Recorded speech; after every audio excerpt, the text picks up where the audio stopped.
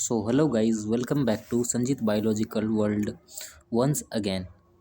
आज हम लोग फीमेल रिप्रोडक्टिव सिस्टम का नीट एमसीक्यू करने जा रहे हैं, जो कि आपका नीट का एग्ज़ाम में बहुत ही फ़ायदेमंद रहेगा और बहुत ही लाभदायक रहेगा।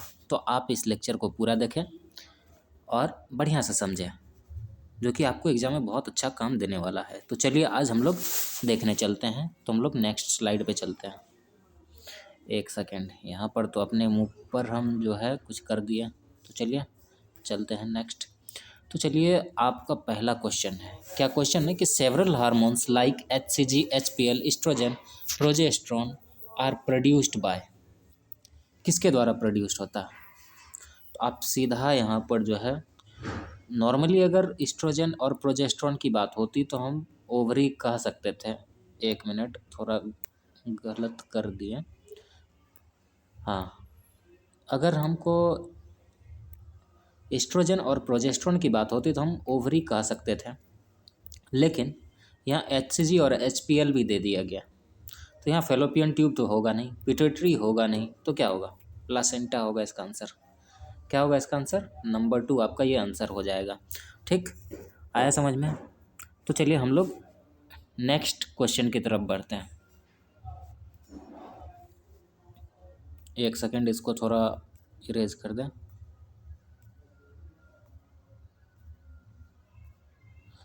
तो चलिए नेक्स्ट क्वेश्चन की तरफ बढ़ते हैं हम लोग। तो देखिए इस क्वेश्चन में कहा जा रहा है match column 1 with column 2 and select correct option using the code given below. तो अब यहाँ पर कोड दिया हुआ है, यहाँ नीचे देख रहे हैं, ए का 2, बी का 4, सी का 3, डी का 1, कुछ ऐसे ऐसे करके दिया गया। तो अब हमको यहाँ पर क्या देखना है, इसका कौन सा आंसर सही होगा। 1 सही है, 2 सही है, 3 सही है, 4 सही है। तो पहले हम लोग मैच कर लेते हैं। मैच करने के बाद हम लोग देखेंगे कि आंसर क्या है। तो चलिए कॉलम 1 को कॉलम 2 से मिलाते हैं। अब यहाँ मॉन्स प्यूबिस, आपको पता है क्या चीज़ का पार्ट है? आप तो पढ़े हुए हैं, नहीं देखे हैं, नहीं जानते हैं तो आप मेरा लेक्चर जा करके देख सकते हैं। हर एक चीज़ को बहुत डिटेल में बताया हुआ है। तो मॉन्स प्यूबिस क्या है? ये फीमेल एक्सटर्नल जेनेटेलिया है। ठीक, अब बात करें हम एंट्रम की, तो एंट्रम कहाँ पाया जाता है आपको? ये ग्राफियन फॉलिकल में पाया जाता है। अब ट्रोफोएक्टोडर्म किस में पाया जाता है? ये आपको एम्ब्रायो में पाया जाता है। और बात करें नी बैंकर की अगर बात करें तो ये स्पर्म में पाया जाएगा। ठीक, तो चलिए अब यहाँ से मिलाते हैं। आप देख लीजिए ए का कौन है? ए का 3 है, तो ए का 3 यहाँ पर, अब देख लीजिए 1 में ए का 2 है तो गलत है। 4 में क्या है? ए का 1 है, ये भी गलत है। अब बच गया 2 ठो, जिसमें कि ए नंबर में 3 है ऑप्शन। ठीक, तो ए का 3 आपको 2 में भी है और 3 में भी ए का 3 है। अब देख लीजिए बी का, हम लोग देखते हैं बी का क्या है? 4। अब देख लीजिए यहाँ पे तीसरा नंबर भी कट गया, इसका मतलब कि 2 नंबर ही इसका आंसर होगा। और सी का 1, सही बात है, सी का 1 इसमें हो रहा है। और डी का 2, देख लीजिए डी का 2 हो जा रहा है, तो इसका मतलब आपका इसका आंसर क्या है? 2 करेक्ट है। आया समझ में? तो चलिए हम लोग नेक्स्ट आगे की तरफ बढ़ते हैं। जी हाँ, ये क्वेश्चन में लिखा हुआ, which of the following hormones are secreted in women only during pregnancy. कौन कौन से हार्मोन सीक्रेट होते हैं सिर्फ प्रेगनेंसी के टाइम में?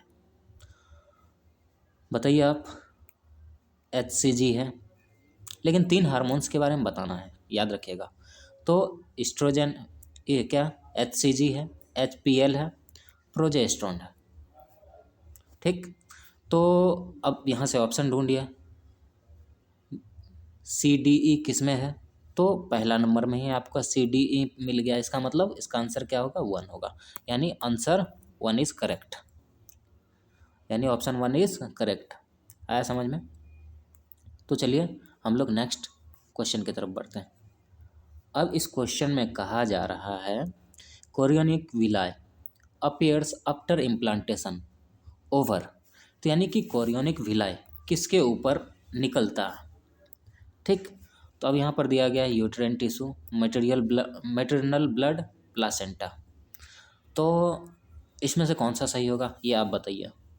टाइम दे रहे हैं, चलिए टिक टिक 1, टिक टिक 2, टिक टिक 3, टिक टिक 4। Time over. आप आंसर कमेंट में करें और तब तक हम बता दे रहे हैं क्या होगा इसका आंसर 1। कि ट्रोफोब्लास्ट के ऊपर ही क्या होता है, कुछ ऐसा ऐसा स्ट्रक्चर निकलता है और फिर ये यूट्रिन वाल में इंटरडिजिटेड हो जाता है, जिसको हम प्लासेंटा कहते हैं। तो बात आ गई होगी समझ में। चलिए हम लोग आगे बढ़ते हैं। अब यहाँ है the amount of which hormone increase in pregnancy. तो प्रेगनेंसी में कौन सा ऐसा हार्मोन है जो इंक्रीज होता है, ये भी आंसर आप बोलिए। हम टाइम देते हैं 1, 2, 3, 4। आपका टाइम खत्म होता है। तो इसका आंसर होगा 1, कॉर्टिसोल। क्योंकि एस्ट्रोजन बढ़ने के कारण सर्कुलेशन में आपका ये कॉर्टिसोल का मात्रा ही बढ़ता है। आया समझ में। तो चलिए इसको करते हैं साफ, बढ़ते हैं आगे।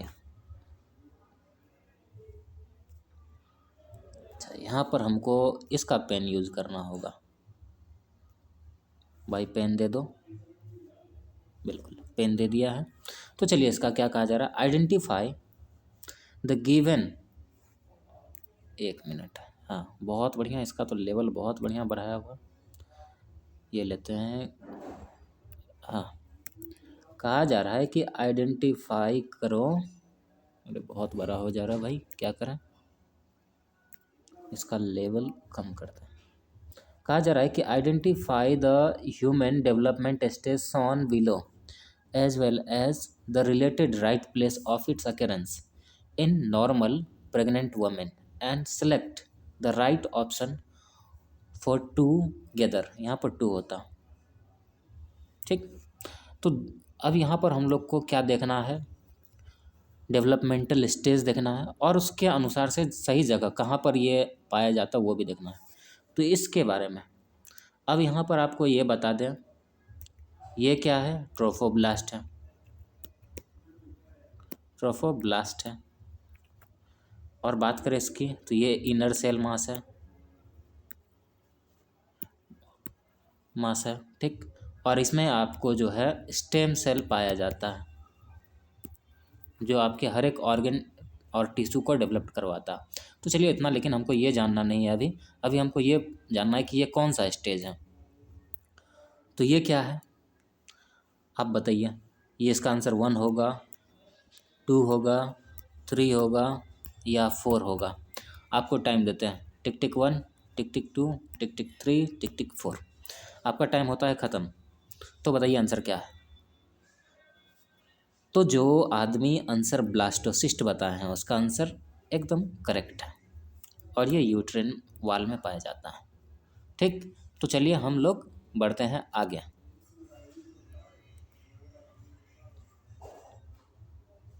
यहाँ पर लेते हैं इसका ही पेन। अच्छा इसका भी आंसर वही बात है, ये वाला होगा इसका आंसर। ठीक। पीछे, हाँ पीछे से ही कुछ ये बात यहाँ पर कहा गया था। चलिए इसमें देखिए क्या कहा जा रहा। Stem cells that are capable of giving rise to all the tissues and organs are present in. अभी थोड़ा देर पहले बताए थे आपको कहाँ पर पाया जाता है, तो आप सीधा बोलिएगा इनर सेल मास में। ठीक। यानी इसका आंसर 4 होगा। समझे। तो चलिए इसको किया जाता है इरेज, बढ़ाया जाता है आगे।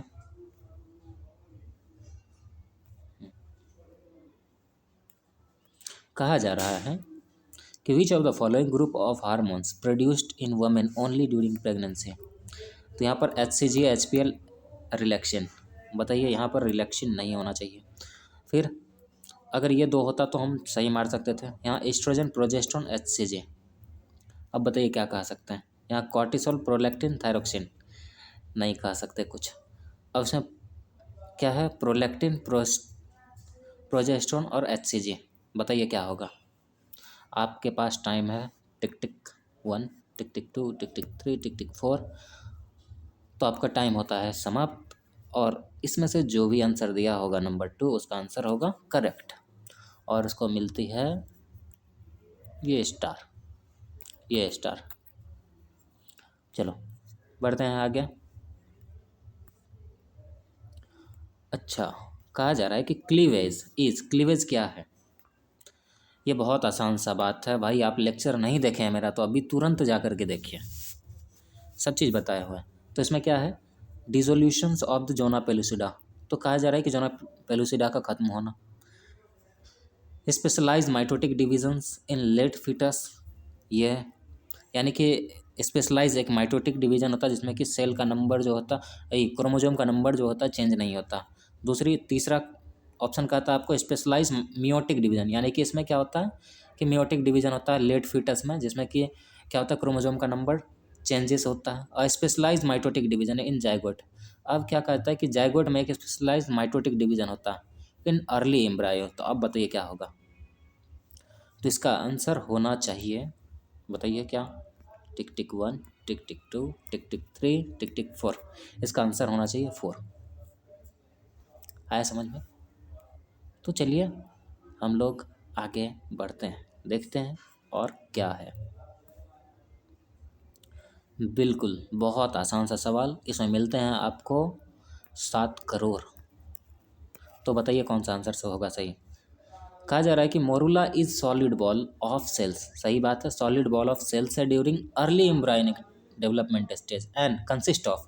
अब बताओ इसमें कितने सेल्स होते हैं, 4 से 8 होते हैं, 8 से 16 होते हैं, 24 से 30 या 60 से 72 सेल्स होते हैं, बताओ कितने होते हैं। तो आपका टाइम शुरू होता है अब, आप लाइफ लाइन ले सकते हैं। बड़े आदमी गूगल, और कोई गूगल मत लीजिएगा, इसका आंसर आप खुद से कीजिए। चलिए टिक टिक 1, टिक टिक 2, टिक टिक 3, टिक टिक 4, आपका टाइम होता है समाप्त। तो जिन आदमी ने आंसर दिया है 2 उसको मिलते हैं 7 करोड़ और साथ में 1 स्टार मिलते हैं। तो चलिए हम लोग आगे बढ़ते हैं।